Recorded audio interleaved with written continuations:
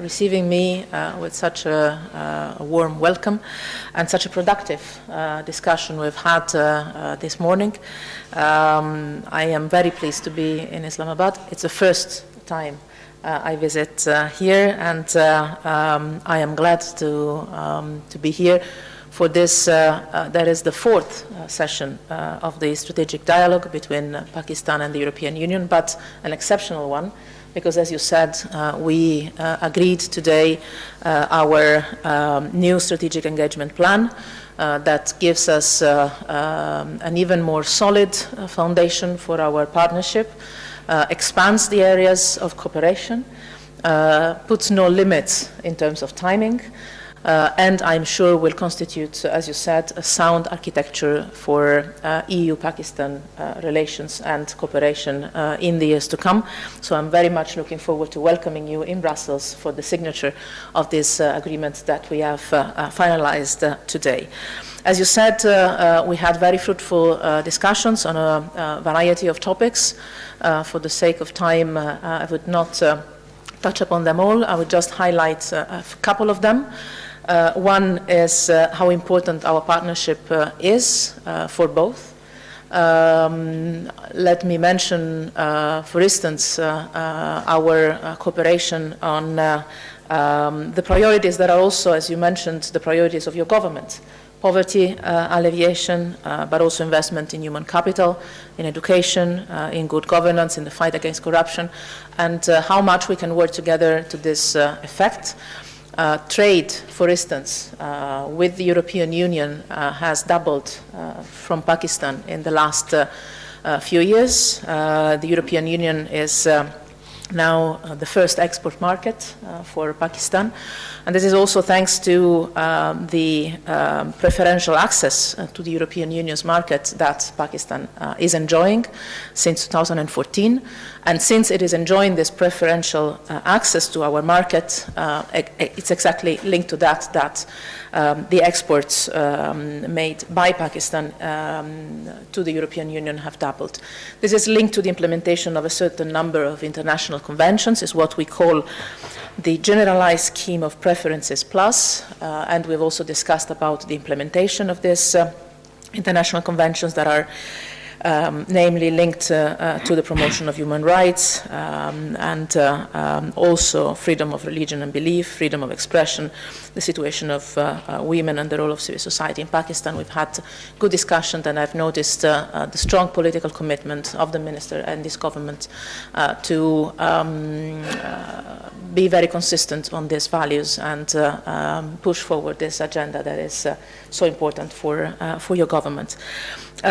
We have a very important partnership on many different fields, including, as you said, migration. We have a readmission agreement in place between Pakistan and the European Union. We agreed to intensify our common work to implement it efficiently, but also to manage together the migratory flows, but also to support Pakistan in its very generous hosting of so many Afghan refugees.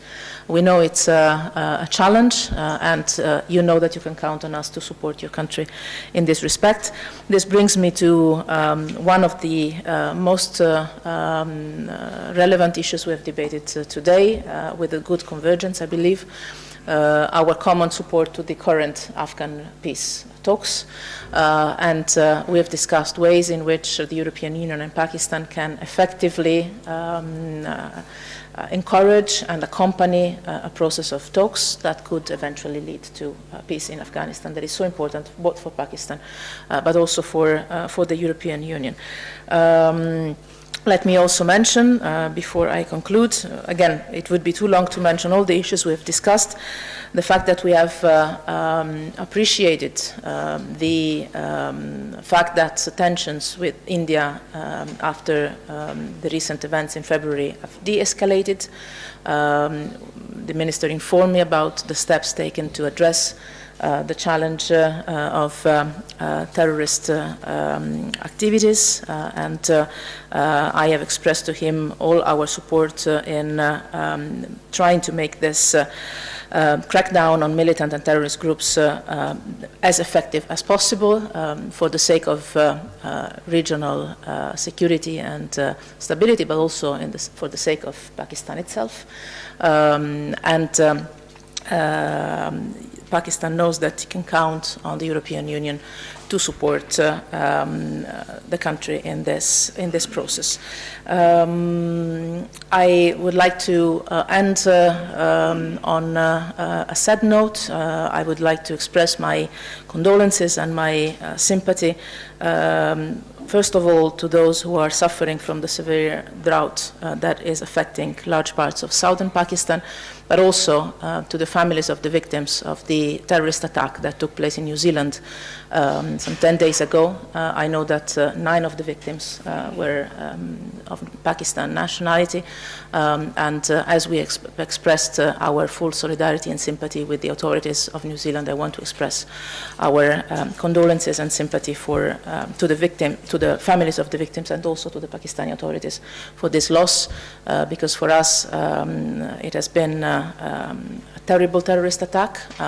Every time that a place of worship is attacked anywhere in the world, no matter what kind of religion it is, it's an attack against all of us. So we are in full solidarity in this. Thank you very much. I would like to mention one point which slipped my mind, and that is the point of Islamophobia. I mentioned to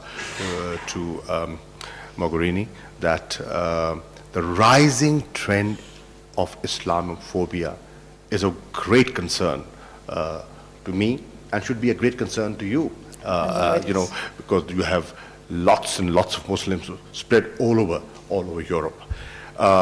And I shared with her the sentiment of the special meeting convened in Istanbul of OIC, and also the leadership shown by the Prime Minister of New Zealand in tackling this very sensitive issue, leading from the front and telling the world that there is a different way of dealing with this. You know, how societies can gel together, how different cultures, ethnicities, and religions can live in peace. Christchurch has shown, it's tragic. We lost 9 Pakistanis there. We mourn them, yet it has shown to the world that how societies and leaders with a vision can overcome difficulties. Thank you very much, Excellencies. We have time for 2 quick questions. Please identify yourself and your institution. Hello, this is Mehvish Azam from Associated Press of Pakistan. Sir, my question is from you. What is the current status of Pakistan-EU trade relationship? And also, what steps do you think Pakistan can take to increase the relationship between Pakistan and EU member countries? Thank you. As the High Representative mentioned, that because of the GSP Plus concession, that they were magnanimous in giving to Pakistan, our trade has doubled from 2013. And we, in fact, have not been able to utilize the facility to its maximum because of our, domestic issues, and we did not have enough of an exportable surplus to throw up. But this government is very keen to enhance its exports and to fix the trade deficit. This facility is available to Pakistan till 2023, and the government lasts till 2023. The term lasts till 2023. So we are going to ensure that we utilize that facility to its maximum and increase as many exports and generate as many jobs as we can for Pakistanis, the youth of this country that needs employment. So trade is moving in the right direction, but there's a lot of potential. And with other EU member countries, our trade is picking up. Our investments are picking up. I would mention 2 very important European companies, Renault and Volkswagen, that have taken a major decision for major investments in Pakistan, and there are many more to follow. One last question, please.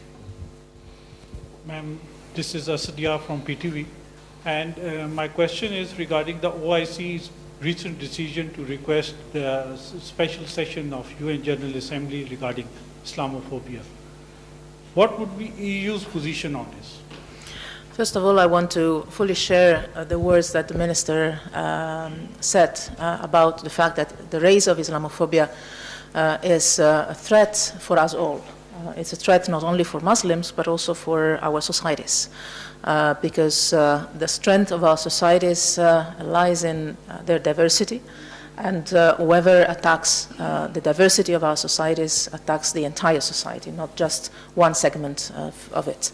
This is why for the European Union institutions, for me personally, for all our member states, it is a priority to make sure that Islamophobia doesn't find any place in the European Union.